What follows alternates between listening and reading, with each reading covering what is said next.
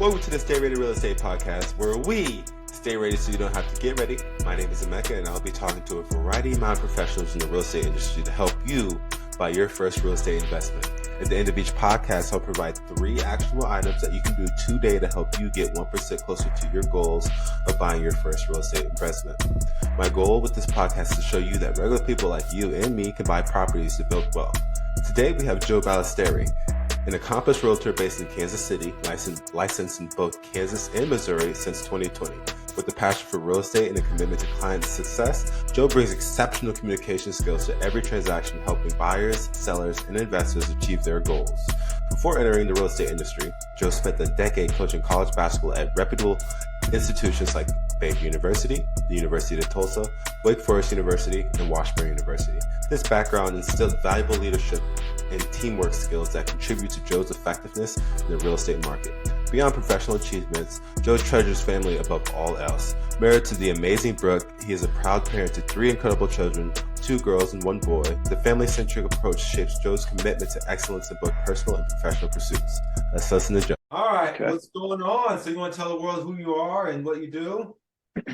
Yeah, my name is Joe Balestrieri. I am a real estate agent in the Kansas City market. I also invest in single family residential right now with plans to expand into commercial as well as multifamily. Yeah, everyone can notice by the shirt that you're a Kansas City fan. So I'm a Washburn. Right. I didn't know this is my old basketball coach, but he switched to the real estate world. So what made you get into real estate in general?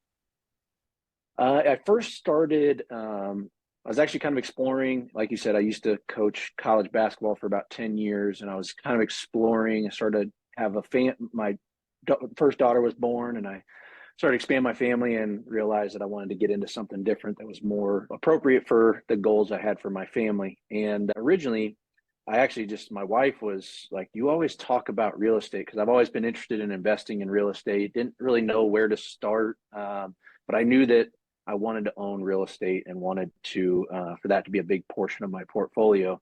And so my wife one day was just like, why don't you just get your license and start selling real estate? And I was like, well, that actually sounds like a good idea. I mean, it's something I'm interested in, it's something I like. And I started to kind of research what all that meant. And sure enough, it made perfect sense. So I jumped into it a little over 3 years ago.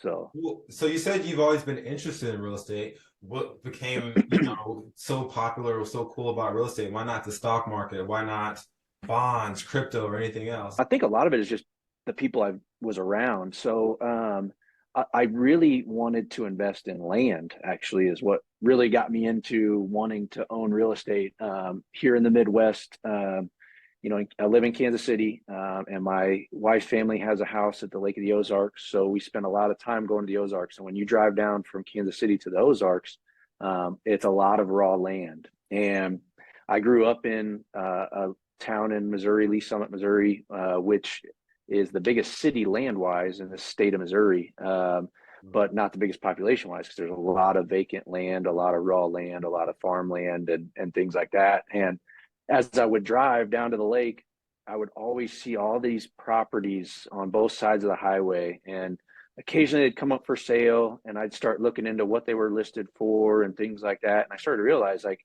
the owners of these properties, if they sell them for what they want, then they're making a massive profit. And that kind of got my wheels spinning. And I was like, raw land, you can invest money into it, right? And then requires very little as far as maintenance and things.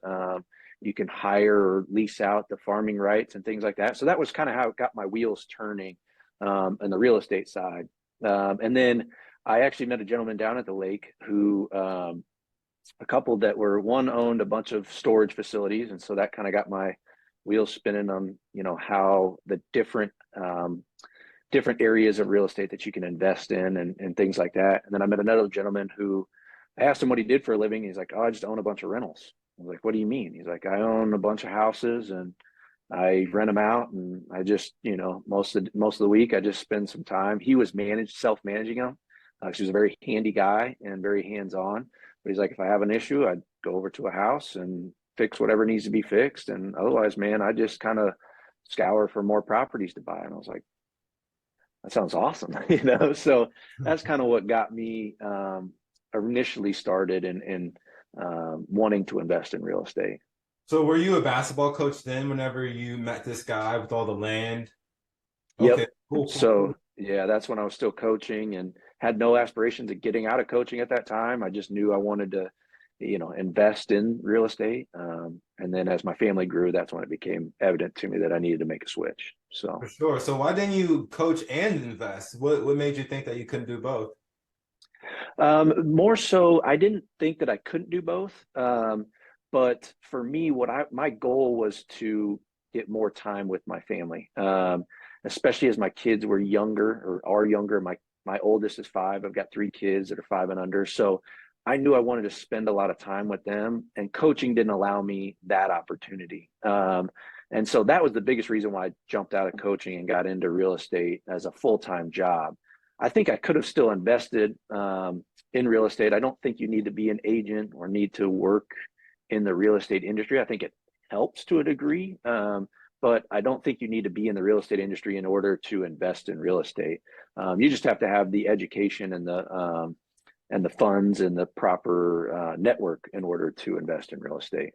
So, 2 very different reasons that, I didn't just get into real estate because I wanted to invest into it. I just got into real estate because I liked it and I needed to make a switch for the family. For So, sure. So you're a realtor now, and now you're investing in single family homes. So what made you choose single family homes, and how are you choosing what homes to pick? originally I got into single family because the barrier to entry was lower. Obviously, when you get into multifamily, you're looking at either higher priced real estate or you're looking at larger projects and things like that. So I wanted to get into single family because I wanted to get into it quickly. And we looked into, I kind of looked all over, but we were at the time when I first jumped into investing, I was living in Topeka, Kansas. And then also as a coach, I used to deal with and work with, as you remember, all the athletes or all the basketball players to find housing and make sure they knew where they were living for each year and who was living with who and all that. And we were really fortunate because we had there was a local apartment complex that had the lady that ran it was great to us. And she allowed us the flexibility of, hey, I know we're going to bring in a couple guys, but it's not going to be until maybe August. And they were very flexible and allowed us to do some things to make sure we had housing secured. But as I talked to other coaches, they didn't have those same relationships and they always struggled with finding places for their athletes to live and the flexibility of some athletes are going to move in later and some athletes are going to leave earlier and things like that. So that's where I kind of saw a opportunity to say, hey, if I can buy a house that I can then provide and rent to some athletes and then provide the coaches with an opportunity to say, hey, like, I know I'm going to have some kids. I'm going to have 4 kids for this house. I don't know when they're going to be here or what their names are or who they're going to be, but I will have 4 guys. Then that's a service to those coaches. And then it's also for me, it's like, well, I know they're going to have a basketball team next year. So if a couple guys move out, a couple guys will move in and it benefits both of us. So that's what led me to really jumpstart my investing in Topeka, Kansas. Also, the prices of houses in Topeka, Kansas are significantly lower than like the Kansas City market. So for me, it was a much lower barrier to entry. Now, what comes with that is I focus more on cash flow than I do appreciation for that very reason. But the beautiful thing about real estate is there's so many different avenues to make money that you can make money in any market, in any property, and in one of a few different ways, I love it. I love it. And I love the fact that you say you can make money in any market in any many different ways. And I know a lot of people right now are holding off buying because the interest rates are high. And I was actually at a market update yesterday, and they said, and there was a couple of people in the audience that said, they bought houses whenever the interest rates are 18 to 20%. And to me, I've never seen an interest rate that high, so that just seems insane. But with interest rates and other things in the market, why do you think people wait so long? I think a lot of that is obviously the interest rate is going to have a great impact on your monthly cost, right, to owning a property. I think a lot of people get focused solely on cash flow. And I think cash flow is important, but I think they forget about all the appreciation and what opportunities are there once interest rates do drop. So I think a lot of people look at a property and they say, well, if I buy this property, my payment's going to be, let's just say, for example, my payment's going to be $2,000 and I can only rent that place for $2,100. And that only gives me $100 extra a month in cash flow. And that's not taking into account any sort of reserves, any sort of capital expenses or repairs or things that come up down the road. And if those things occur, then they're coming out of pocket for it.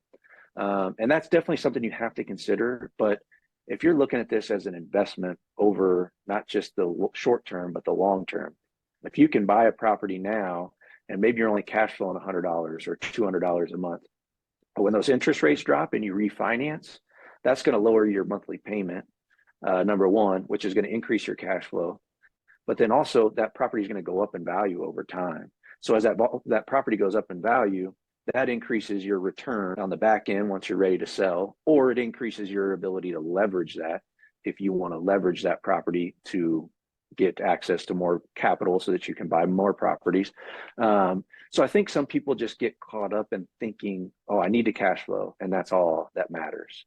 And a lot of that is just a short-term mindset, right? Like, and I get it, because if you've only got $20,000 to invest and you buy a property for $100,000 and you put $20,000 down, and then you're only making $100 a month, and the air conditioner goes out 2 weeks later, like that's going to be a $4,000 or $5,000 expense that you're going to have to eat. And I get that. So you have to make sure that you just are aware of those risks and that you have some funds available for that very purpose. So if you've got $25,000 to invest, don't spend all $25,000 on a down payment. Make sure you've got some cash reserves to make sure you can cover any sort of expenses like that. Then you don't have to be so consumed with the cash flow. But I think that's one of the big barriers to entry for a lot of people, especially from a mind standpoint, and getting their mind wrapped around the idea of investing. And that's how interest rates have such a big impact on their ability to generate cash flow. But also, it is a huge opportunity if you have the ability and the funds, whether it's through a private investor or, if you just got savings saved up or whatever it is, if you've got an ability to purchase right now with high interest rates, there is a very big opportunity right now, because a lot of buyers have left the market. A lot of the people who are only focused on cash flow have left the market. And if you buy a property now and interest rates drop by, a full percent in the next year, 2 years, then when you refinance, that's going to boost your cash flow like crazy. And at that point in time, more investors are going to jump into the market. So if you wait till then to buy, you'll be buying at a higher price, which is going to increase your monthly cost, right? And your cash flow might not be as good. But if you buy now and refinance later, your cash flow is going to be fantastic. So it's just got to be a long-term play. Mm-hmm. Exactly. The best time to buy is yesterday. That's what I've always been saying. That's right. And you answered this question just previously, but what would you say is, for the new investor, where do they start? So I think the best place to start is, and I know I kind of answered this before on what keeps people from jumping into it, but one of the other things that keeps people from jumping into it or pulling the trigger is a lack of knowledge or a lack of education. So I think the first thing you should start doing is just consuming as much information as you can about real estate investing. When I first started, I spent probably at least a year to a year and a half I was listening to Bigger Pockets like crazy. I read Rich Dad, Poor Dad. I started reading some investment books and things like that. And then I started analyzing deals. And so I was just trying to consume as much information as I possibly could. And when I first started, I'll be honest, it was like drinking from a fire hose, right? You listen to a Bigger Pockets podcast and somebody's got, 180 doors. And when they started, maybe they had a uncle who loaned them $100,000 to jump, and it just seemed like, okay, this is just way beyond what I'm capable of. But as I continued to consume that information and really started to do my research, and I started to realize like, this is very doable. And all of a sudden I've listened to maybe 100 podcasts and I'm thinking to myself, these are just 100 people that are just like me, that just want to, they said, you know what, I want to get into this because I want whether they wanted the freedom or they just wanted the security that comes along with having some cash flowing and appreciating assets. And eventually I just said to myself, you know what, if they can do it, I can do it too. Right. So I think getting as much information as you can is the most important to get started. And then also developing your strategy. There's so many different ways to make money, like we've talked about. My biggest, I was one of those guys that looked heavily into cash flow because I knew I wanted to invest a smaller amount of money and wanted to make sure that I wanted to be as sure as I could that if I invested this money and bought a property, that any issues that come up after the fact could be covered by the cash flow. And now there's certainly risk, and it's impossible to make that 100% true. But I knew that if I could just get maybe 2 or 3 months down the road after I purchased this property and got it rented, that the cash flow would be enough that if something happened, I could take care of it. So I developed my spreadsheet and my deal analysis based on that. And I just started looking at properties, and I probably analyzed, a property would come up on Zillow, and I would start analyzing how many bedrooms is it? What do I think I can charge per bedroom, since I'm renting to college students and I'm renting by the room instead of by the house? And would that make the cash flow that I needed? And so I got really, really good at analyzing deals after deal, and it'd just be random properties on Zillow. And some of them, would be, I would negative cash flow $500 if I bought that property, right? But at least I knew that was the case. And then I got to a point where after doing that over and over it again, then I'd start looking at Zillow and I'd see a house and I'd see it's a 3-bedroom for $125,000. And I'd say, I can't cash flow that unless I'd look at pictures and I'd say, can I add a bedroom? So if I can add a bedroom and get it to 4 bedrooms, then that's going to make the cash flow. And I wouldn't have to necessarily go through the whole deal analysis because you start to realize what it is you're looking for. And then I was very bullish on like, if it doesn't fit, I'm not buying it, right? And that's one thing that is extremely important as you get into investing as well, because so many people will try to push the issue, and I've got a partner. I've actually got 2 partners in my rental properties, and we were luckily on the same page, and we had a lot of conversations where we'd see a property come up and I might want to pull the trigger. And my partner was like, no, man, this doesn't make sense. And then vice versa. He'd see one and he'd be like, man, this would be perfect. And I'm like, well, it doesn't make sense numbers wise. And so we really did a good job of sticking to that. And that was the key to our success in the beginning. How long did it take you from being a coach to a realtor and then to getting your first property? It took me it takes no time at all to become a realtor. You can take all the classes online. I mean, I think from start to finish, become a realtor, it took me about maybe 6 weeks to get everything done. And then what I did was I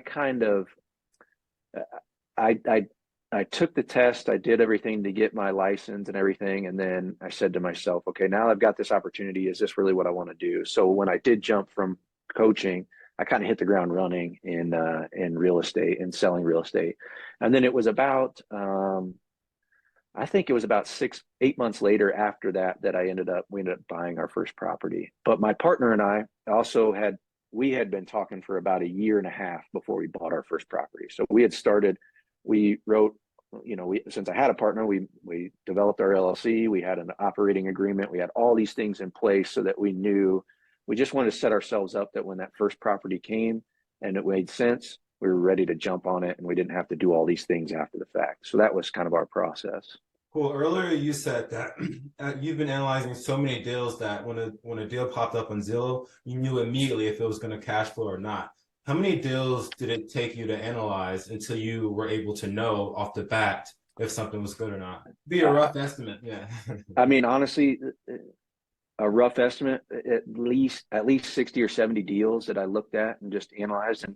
And again, all I was doing was getting on Zillow and seeing, like, if you get on Zillow in the morning and see 5 houses in the area that you think you want to invest in and look at all I'd really needed to do once I developed the spreadsheet was plug in the purchase price, plug in the number of bedrooms, and plug in the amount that I thought I could get per bedroom. And then the spreadsheet would do the rest of it and spit it out. So once I got that developed, I mean, it'd take me 2 minutes to analyze a property, right? So I would just get on and look, and I might see 5 properties and analyze 5 properties in 10 minutes. And you know what I mean? So I was doing high rate, but I probably analyzed 60 to 70 deals before we found the right one.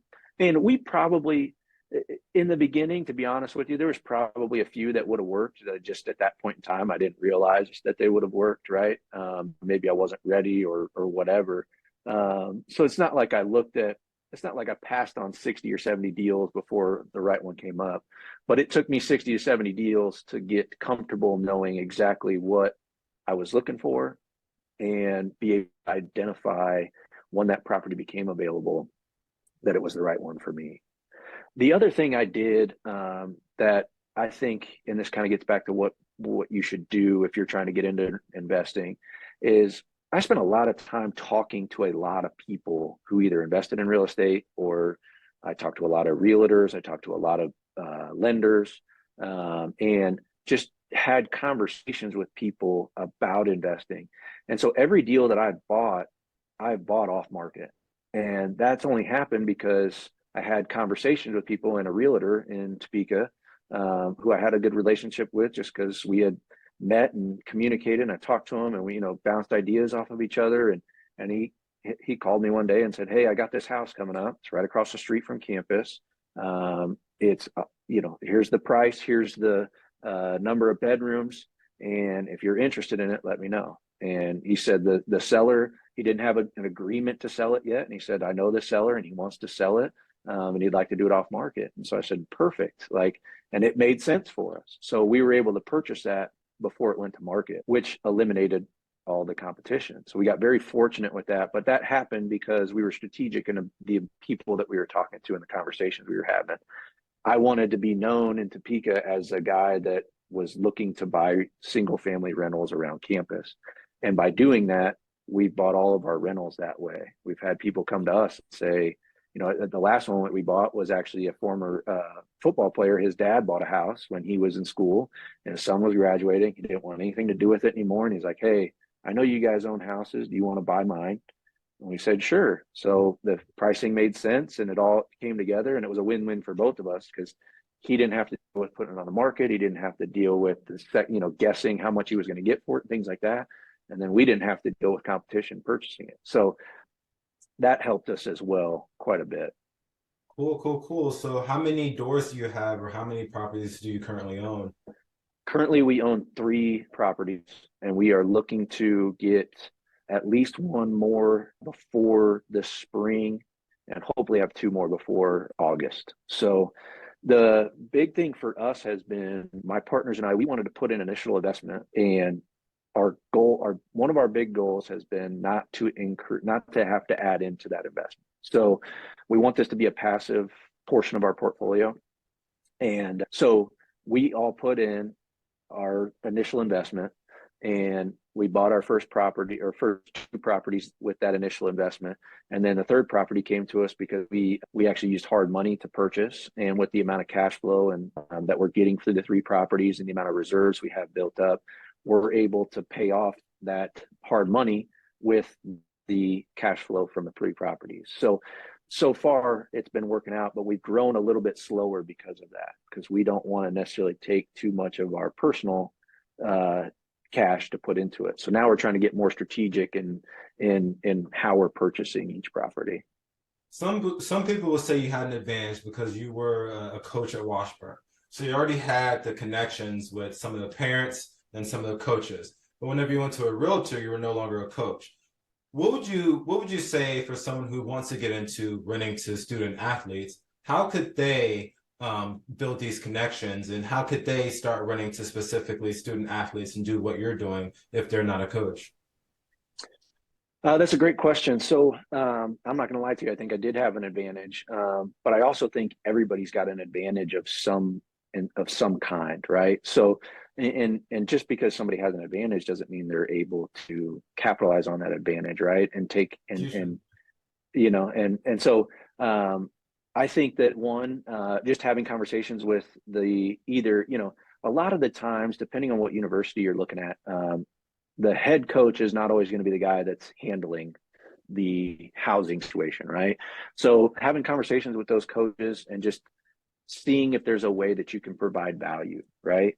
And then also, you can market to universities specifically, whether that be with flyers and things. A lot of the old school traditional marketing tactics are very prevalent on college campuses because college campuses are such highly transited areas, right? So like students are always walking around campus.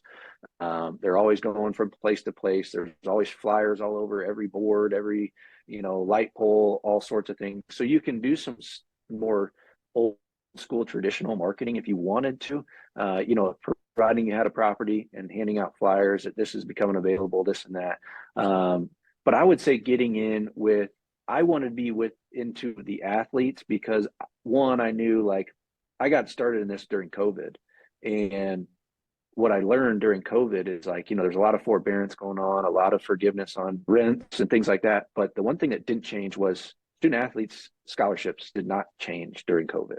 So I was like, you know what, like these guys, and unfortunately for us, because I was still coaching at the time, when COVID first started, it's like these guys know what they're getting every month. There's no change in it. It's not going to be, at the end of the year, they might lose their scholarship or they might transfer, things like that. They can change, but somebody else is going to come in and fill their spot, right? So that's why I wanted to go gear towards athletes as well, because I knew I didn't have to rely on, fortunately, I don't have to rely on a Washburn basketball player getting a job outside of basketball in order to pay for their rent. And so that just made it a little bit more appealing to me. But I would say having conversations with the staffs at whatever university you're close to or wanting to invest in, and just being open-minded to the value you can provide to them, which my value is, hey, here's this house. Your athletes are going to be able to rent it no matter what happens. I don't care if you have 4 of them right now, if one of them transfers in August, if they need that, if 3 of the athletes need the house in May, but one's not coming in until August, like whatever it is. So being able to provide that value too is and figuring out what that value is important. That's great advice. What advice would you give for the inspiring investor to get their first property? That would be just analyze deals, develop your strategy, develop whatever it is. For me, it was a spreadsheet. Whatever it is that you can do to use to analyze deals, I would recommend a spreadsheet. But analyze deals and figure out exactly what fits your investment strategy, and then stick to that. Don't deviate from it. Know what you want to do, jump into it, and then ultimately, you just got to take the jump and the plunge, right? So one thing that was really, really big for me that got me over the hurdle to buy my first property is I had talked to several lenders, and we kind of chose the one that we were going to go with.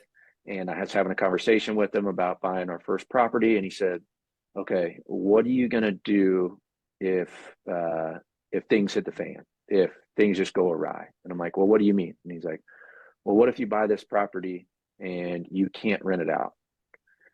And I said, "Well, we're putting 20% down." So I was like, "If I can't rent it, I'm just going to turn around and sell it." And he's like, "As long as you sell it for 80% of what you bought it for, I'm good." And I was like, "I'm good too. Perfect." Like, it's a risk, right? I didn't want to lose that 20% that I put down. But for me, it was like, okay, I'm going to spend this 20%. And if things hit the fan, I'm going to lose that 20% and nothing else, right? Like, that's the beauty of real estate. And with it being an appreciating asset, I knew that if I bought a property and everything went south and I didn't like it and I couldn't, get it to work, then I could just turn around and sell it. And I'm already out the money that I already spent. So there's no more money feasibly should be coming out of my pocket if this goes south, right? And then as long as I can make the bank 80% back, they're going to be fine. And I move on down the road with a lesson. And luckily, it never came to that. But that's what that was the conversation that really got me over the hump and said, all right, I'm ready to dive in. I love it. So we're going to move on to the next segment where I ask the same 3 questions to every guest. So for the first question, what is the most impactful speech or lesson that stuck with you forever and helped your real estate career? I would say the most, maybe not a speech or, but a lesson I learned from a book, which was I read Extreme Ownership about 12 years ago. And the biggest lesson from that book that stuck with me was discipline equals freedom. And that's been one thing that I've applied to my life in general, to every area of my life, that has had a great impact on the success that I've achieved. So, and specifically when it comes to real estate, the discipline to know exactly what you're looking for and stay true to what you're looking for without deviating, without trying to force the issue, is ultimately what has given me the freedom of owning my rental properties. Does that make sense? So discipline equals freedom has been probably the biggest impact on my life as a whole and my investing career. Love it. What are the 2 books you would recommend an aspiring investor to read right now? I would say start with, it's a little cliche, but Rich Dad, Poor Dad was really big for me. Yeah, right. And it's funny because I don't necessarily agree with, I'm going to butcher his name, but the author, I don't necessarily agree with. Yeah, Kiyosaki. I don't necessarily agree with a lot of the things that he puts out, as far as his views on the market and what an investment is and things like that. But some of the stuff he said lately, I think, is just kind of off the wall. But that book was very pivotal for me. I think there's a lot of really good value and a lot of really good education in that book. So I would say start there. Another book that has helped me in my real estate career has been Don't Split the Difference by Chris Voss, who actually was a local Kansas City police officer when he started, and he ended up working for the FBI and doing some hostage negotiations. And it's all about not just about negotiating, but also about communicating. And another great book I'd recommend. Perfect. If you could have dinner with anyone, dead or alive, who would it be and why? Oh man, that is such a great question. It may not have much to do with my real estate background, but it may a little bit, but I would love to have dinner with Shaquille O'Neal. His personality is just on another level. And then obviously the basketball connection and being a basketball junkie, but also that guy's investment portfolio is insane. And he has done, seemingly from my point of view, an amazing job of capitalizing on his investments and things. And he's turned a lot of good cash, not necessarily cash flow, but he's made some pretty major investments that I'd love to pick his brain about.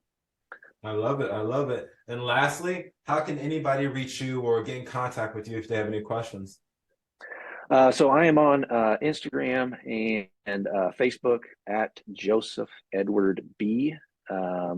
And you can find me there. You can DM me. You can shoot me a message. I'm pretty, as a realtor, my information's out there all over the place. So you can track down my phone number and my email and all sorts of things pretty easy. But the best way to probably get a hold of me is Facebook or Instagram at Joseph Edward B.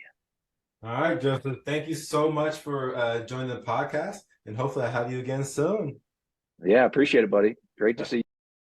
That was Joe, everybody. At the beginning of the podcast, I told you I'd give you 3 actionable steps that you can do today in order to get you 1% closer to your goal about your first real estate investment. Number 1 is analyze deals. Go on Zillow, Craigslist, LoopNet, whatever it takes, and figure out what properties around you are being sold for, and then go on Bigger Pockets, download the calculator, or create your own calculator on Excel, and figure out what you can expect things to be sold for if they are under price. Number 2, figure out who are the ones listing these properties and reach out to them. Shoot them an email today. Let them know exactly what you want to do. It may take you seriously, they may not. But as you grow and as you continue to educate yourself, they'll start sending you things. They'll start sending you pocket listings. They'll just start asking or answering more of your questions. That's not if they didn't do it to begin with. And third, what is the closest college campus next to you? Figure out what the properties around it are being rented for, and then figure out if it's a full ride athletic school or not. So if it's a full ride, that means that all the sports or majority of the sports can possibly get full ride athletes. So see what the things around them are being rented for, and maybe even go download an app.